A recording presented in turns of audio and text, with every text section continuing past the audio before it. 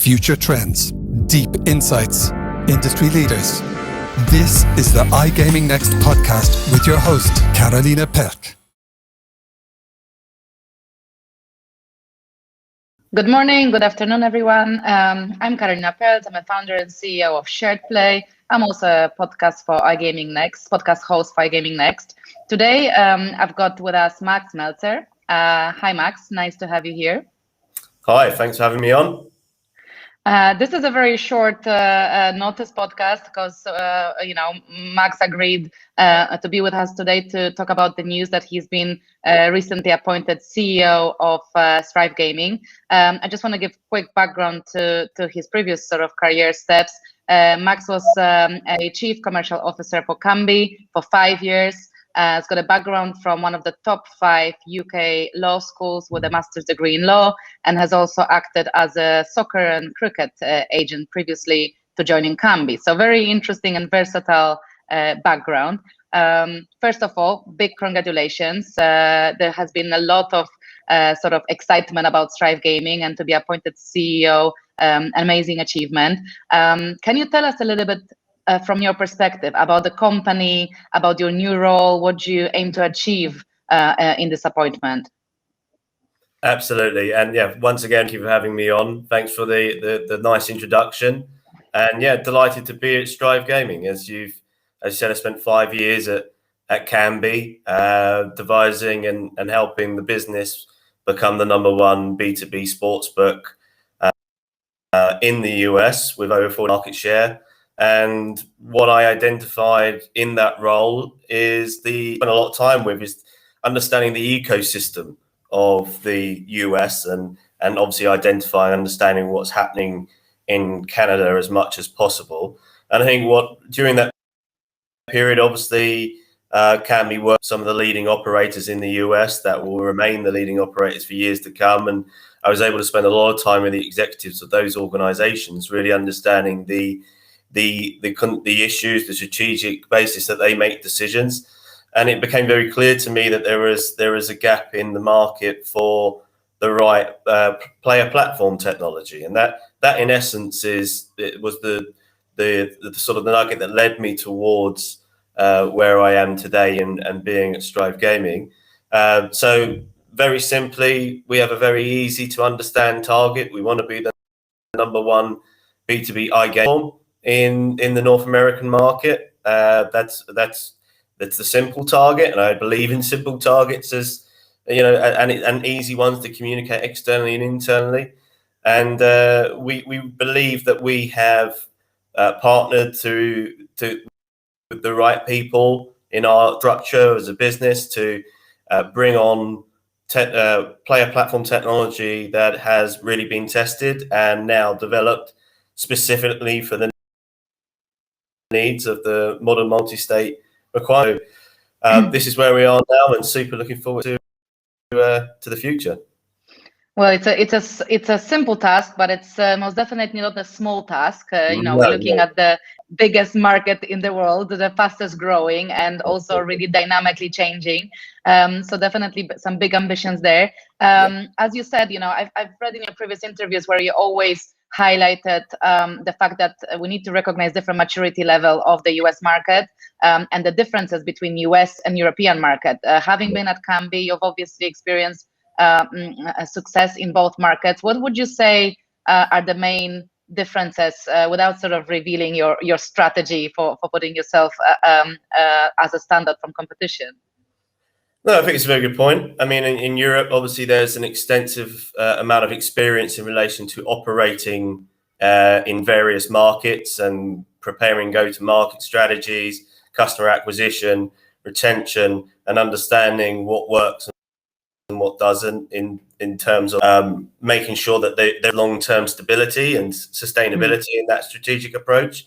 And obviously, there is a deep understanding of technologies here in Europe. But then I've always said, even years ago, that it's the US is now on a path where they will become and they will understand a lot more, and will probably achieve a lot more innovation than we've ever had in Europe, because they because that's what Americans, and that's what they do. And there's significant resources, and they are super ambitious in their approach. So time, right? I mean, that's to be understood. But I think that the big things that we try to address is how you actually, one thing, these companies, there's a lot of leading operators that have the resources to spend to acquire, but it's the retention that really comes down to the right technology and the right people.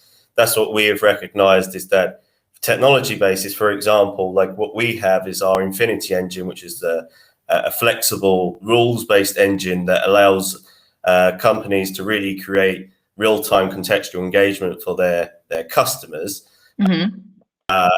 You're pushing things in different ways. I've used an example, but to elaborate further, is like when you talk about like NFL Red Zone, etc., you could be pushing out notifications to customers, engaging them in in-game betting scenarios, etc., to and driving bonuses, etc., based on what they're experiencing. Obviously, that depends again on the regulatory frameworks. There are some states that will allow it, some that won't. But then you need to have a rules engine that can adapt to the regulatory changes that you have, and that's what we have in terms of our technology.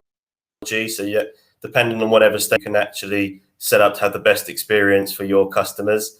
And obviously, in general, the way that we set up our technology is so it is easily adaptable from state to state. Because if it isn't, then it's monolithic and it's a very and not a modularized platform, you're going to have a real difficulty in deploying. And I think the other thing is speed to market is so important for the leading operators. And if they can't have through their player platform, and it's not one that is designed for the future adaptations of experiences for players, then it's going to be a big struggle. And that's kind of where we spend a lot of time ensuring that, our message as well is performance at scale. And it's well within our key objectives within our business, is to ensure that that regardless of how large a customer is and how many states it is, we will be able to serve them in critical moments when there's huge peaks of traffic. That's that sports wagering experience as well as casino, because obviously companies that design platforms purely for casino or other verticals, and they haven't got a ton of experience in sports wagering, may not have had set up their platforms to be able to deal with the spikes in traffic in sports wagering. So that all our experiences that I bring and the team brings, I have been joined by other fantastic people in the business. Obviously, my previous colleague Damien Schrueb, who's joined, he's VP of Sales at Kambi, but also people like Jesse Carey, who has spent 10 years at Bead and was part of the Ontario gaming, and and really understands platforms. So I'm bringing my experience, but we're among some really talented people within this organization that really understand the different angles of how this works. So yeah. It seems like a fantastic team and a fantastic vision and proposition. I want to refer to something you said about speed to market, because obviously looking at the US, it seems like this one big race. And you haven't only launched now. You've already been focusing on North America for a while, but it seems like you're strengthening the teams. You're gearing up speed and strength right now. We were talking about it recently in a Clubhouse session. Is there such thing in the US as being late to the game, both from a operator and provider perspective, because we sort of feel like it's a white sheet with the states opening up and things changing so dynamically and different leaders in different states. What's your view? Do the big brands that were there really early on, do they have massive advantage, or is it the differentiation and, as you said, the understanding the strength of retention and having the right tools that can help you catch up?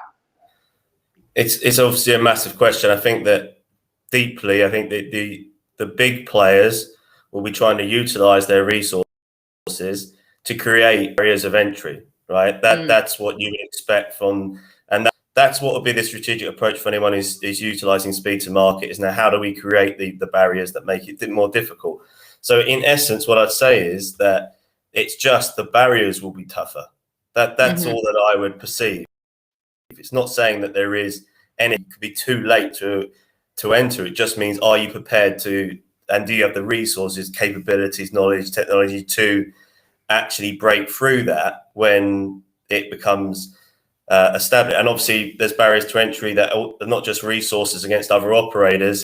It's if there is a supplier-based situation that, say, if they're utilizing everyone's tech stack, how do you dislodge that when it's, everyone else is backlogged with just trying to deal with the technical debt that they've already got? Yeah. So not being late, but I do think there is, if you have abilities to be in the US right now and you find and understand where you can fit in the ecosystem, if you're a supplier, or how you can appeal to customers right now, then I think it is the right time to get in. Because if we spin it to operator perspective, the problem is that there are, and this is what everyone recognizes, the finite licensing that is by state, which is obviously like a very basic thing to say now, all these years down the line. But what it does mean is those who went in early position themselves, even if they didn't feel they were going to capitalize on actually gaining those customers, they're now super attractive for acquisition or investment, own licenses, market access sets, and now they become attractive targets as well. But then again, it's those bigger operators that might want to swallow those up in order to, again, narrow the field somewhat more, take any technology off the plate if they own any of that. So it's tough. And I think, but nonetheless, I think if for us as a supplier, I think what we've done is we've identified an area of the marketplace that was desperately in need of an option that was designed for the post-PASPA platform that sports wagering traffic peaks and how to engage with sports wagering customers, because that's where the US is right now. But also then understands what is this something that's going to be capable of being really good for iCasino as that regulates, because that's the new potential dawn for the US as well. And obviously some scalable and appeals. And I think some of for us personally, we looked at the player platform market and went, well, there's some of the technology is the code base is like 15 plus years old, or was really serving an earlier part of the market, not a post-PASPA market. And we've seen the opportunity, and I think we're only covering on what operators' needs are. And I think if you come to the market and you see that you're satisfying needs, and it's not a want, but it's an absolute need, and you can satisfy it better than someone else, then you won't be late. It's just barriers to entry. But I think the moment, if we were to compare it to the marketplace, we feel that we have a good way of breaking through those barriers because we understand the market so well. It's not so easy to just bring any platform to the US, and because if you don't understand it from product and operations perspective, then you wouldn't be making the right product decisions. The people involved with Strive have over the last couple of years to get this position, so you can't just enter now and say, well, we've got a good PAM somewhere else, let's try and spin it. You have to really understand what the operators need, and obviously going to tribal nations, etc., is a very different experience for a lot of people coming from Europe. Another key player in the US marketplace. Right. You mentioned a little bit about sort of investment, and I wanted to ask the question, especially, I'm a founder of a new startup where we've got funding from, a VC arm of one of the operators, Leo Vegas, and people often ask me, do you not see this as an issue for future investment opportunities and in general on the perception of the business by other clients and so on? And I wanted to ask about your perspective, considering your choice of investors and how this positions you for future investment, M&A activity, and so on. Yeah, absolutely. We completed the Series A round with Betsson. The sort of reason for that is they're an incredibly well-known, respected European business that have been delivering great products and solutions to customers for a long time. But what was so important about our relationship with them is it gave us an ability to launch off a first customer, which will be coming soon in Colorado. And it's basically a strategic value investment. It's not a cash only type situation. This is a way where we can benefit from having a first customer and going live, because that is critical, I think, in any market. Absolutely. Everyone wants to just, they hear it, they see all this stuff. So So we'll be going live with Betsson, but at the same time, I think in the US, the big operators are not overly concerned about Betsson being an investor. This is not I think that they might have been considered some sort of an already established big operator in the US, big casino, something like that. That might have otherwise damaged the ability for us to go B2B. And I think that so that's why we selected Betsson, and then we look live with them. And I think we have obviously been approached by many other people at this time because the market is so hot, but we'll see where everything goes. But at the moment we're keeping very focused on delivering the best B2B player platform experience that we can in the US and Canada. How do you see in the possible scenario of DraftKings going B2B play out? Because there is a lot of talk in the market right now that they could be gearing up for this. The Golden Nugget acquisition, where Golden Nugget operates a live dealer studio. Blue Ribbon acquisition, which is an engagement tool. SB Tech, first of all. There's a lot of rumors flying. Would that scare you as a competitor to face in the B2B space? It's one thing I don't particularly enjoy talking about is specific businesses. But if I were to say that if any large business was to try and that is a B2C facing brand, then trying to spin to be significant in the B2B space, I see that as of course, as a competitor, but not as a major threat to destroying our capabilities to succeed. Because there will without a doubt be lots of B2C operators that would prefer to have a B2B majority-led organization that understands what the critical responses are to their customers' engagement and everything else. So I think I don't see any as something that would cause concern for our growth in that perspective. But who knows what the future holds? But I think I would say a lot of these companies are still growing themselves. They still have their major OKRs and targets that they want to achieve, and that's no business wants to overburden themselves with greater technical debt by serving so much at one time. So I'd be interested, and even if they had any business had interest to do everything at once, it's been proven multiple times in our industry into so many different directions strategically.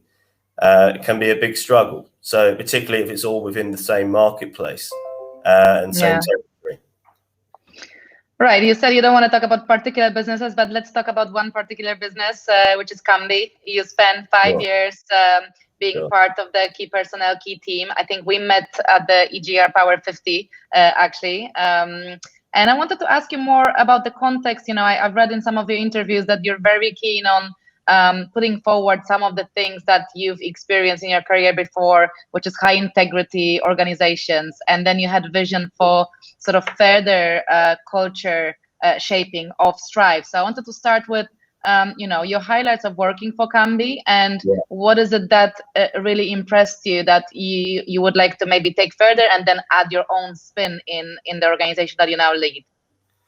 Yeah, so I've said it before, and eventually everyone will get bored saying that Kambi was, for me, Kambi was a great organization. Learned a lot working with Christian, the CEO, and others there in the management team. It's an impeccably run organization in terms of the way that they set up to serve B2B customers. I think the best thing I could say about Kambi is it never overpromised. I think it was a business that actually did always, if it commits to doing something, it's because it's thoroughly investigated and technically and commercially decided it was the right opportunity to try and strengthen a partner. And I don't ever feel that at any stage that Kambi truly ever let anyone down. The amount of number one entries that they have in the US and taking the first bet in New York legalized, etc., in all the different states, you feel like that's what it's all about. I think is and that's what I would take into Strive is don't overpromise, continue to understand the needs of customers, really understand if it aligns to what we want to do. Sure, we keep scale as a business by not stretching to do bespoke development work extensively and everything like that. You see other companies have fallen into the trap of, which has driven them into scalability issues. So there's a lot that I've seen at Kambi that I can bring into Strive, and I think that will enable us to go forward. And then what was the second part of the question?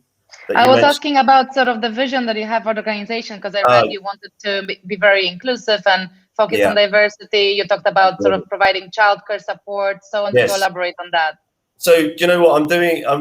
Again, it's something that is very, very, very important to me. I think that if I was to be honest with now entering the realms of being CEO in the iGaming space, I do feel that as a cohort there, that perhaps there is not enough time spent on devising what would really enable diversity and equality and physical and mental health improvements for everyone. I think in this space where we've just entered, where a lot of people are working from home, as we all can see, we're now just standing around in all sorts of places without the big logos behind us, and it's like but I'm probably going to move to a place where there's more flexible working, and that's great for everyone. But it also creates its own issues. You've got people that are home with their kids, and they're trying to do. And I feel like, well, now we go. If we're going to have flexible working, what's the next step? How do we create environments that make it easier for people to be able to look after their children properly? How can we get people to and also make sure that doesn't cause issues for people by starting to work in this way. And also in general, I just felt that we could achieve a lot more in increasing and becoming a bit of and I'm happy to use my position to be a bit more of a champion for that. So I haven't got anything directly to communicate now, but what I can say is that I am deeply investigating how we can offer on our kickoff with something. How can we offer something childcare support wise that potentially, I hope, would be market leading and industry leading? And when it does come to communicating that, I hope it's a little bit of I hope it's a good message and it's well received and isn't someone who's going to be critical of what we're trying to achieve. But I hope what I am trying to do is say live gaming will be a place where it's accepted to be yourself and strive to be the best version of yourself, and we welcome that. And I think we're going to come to the market with something that people, I hope, will really respect in what we're trying to achieve. And if other CEOs of much larger organizations as well take a look and go, actually, maybe we should be doing something more to make sure that it's balanced, then we'll do so. So I think I haven't got it to communicate yet, but I look forward to doing it. And we're deep diving on everything.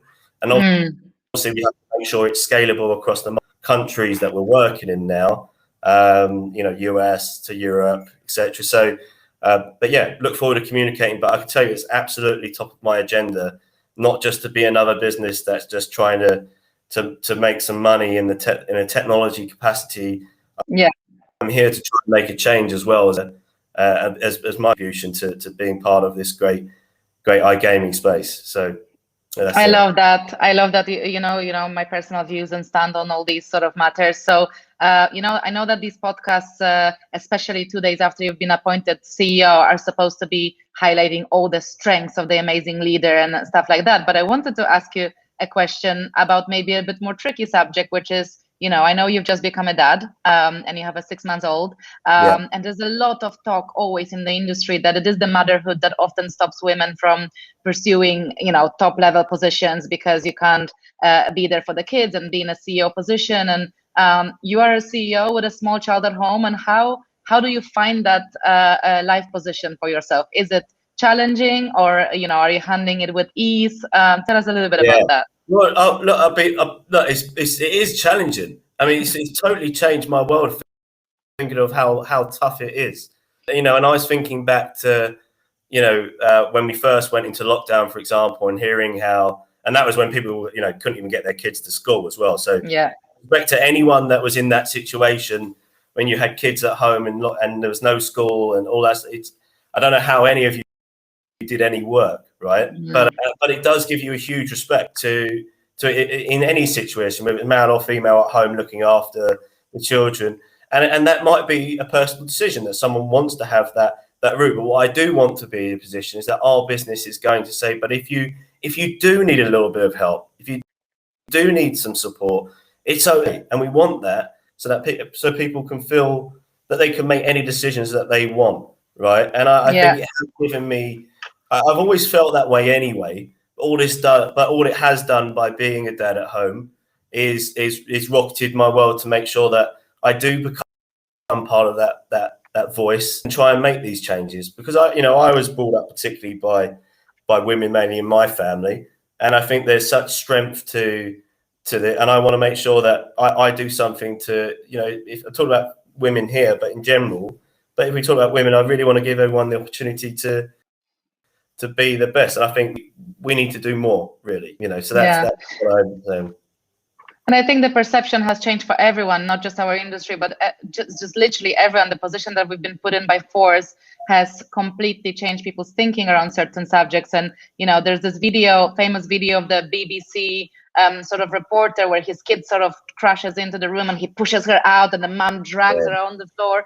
And, these days it wouldn't have happened. He'll probably take the kid and sit him on his lap, and there would be way more understanding for that. And I've seen it as well at work, because, I once had a call with Ulrich Betsson, and my kid totally crashed it and came into the screen and called him the scary man that I told him about. I mean, normally I would just crash and burn, but he just laughed it off. And, I survived because I knew this is more often than not that these things happen these days. So it's not the end of the world, right? Yeah. But 2 years ago, I'd probably never show my face to him again.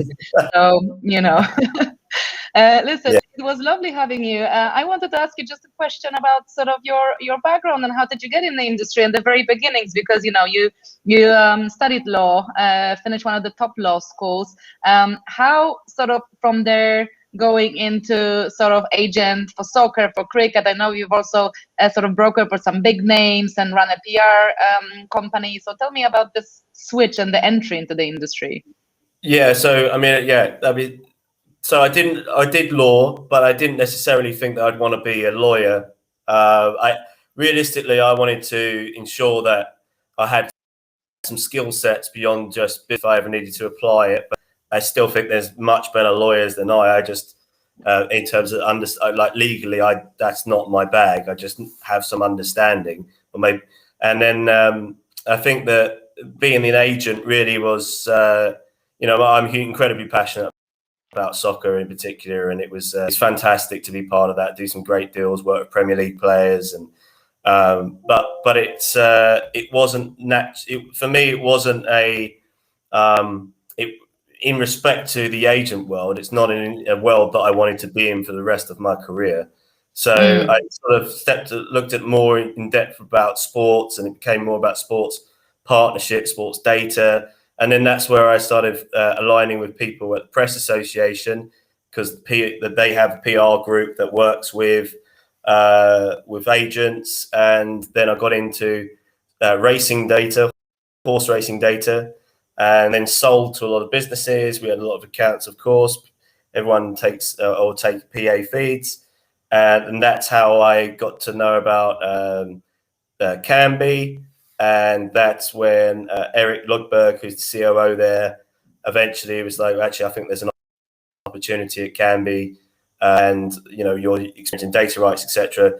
I went from there, and it went from there, and I think it's been a great journey, and the industry's fantastic. I mean, I love it so much, and because the people in it are phenomenally interesting. Yeah, I ask anyone to find another industry, find the level of unique characters that you find in ours. So it's been, and now the fact that I can bring great technology and we can really disrupt the North American market, and with something that's really prepared and made with a great team, what a great place to be. Amazing. I have a very last question, which I would have hoped that, a year down the line, I wouldn't have to ask on my podcast, but it is pandemic related.